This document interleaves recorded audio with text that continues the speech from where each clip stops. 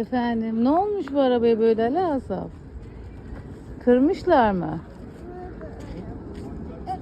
Kırmışlar. Tamir mi edeceksiniz yoksa siz bunu? Gel biz tamir edelim. Ben arabayı tamir edeceğim. Tamam, tamir edin. Ama arabası tamir. Oluyor mu? Çalışacak mı?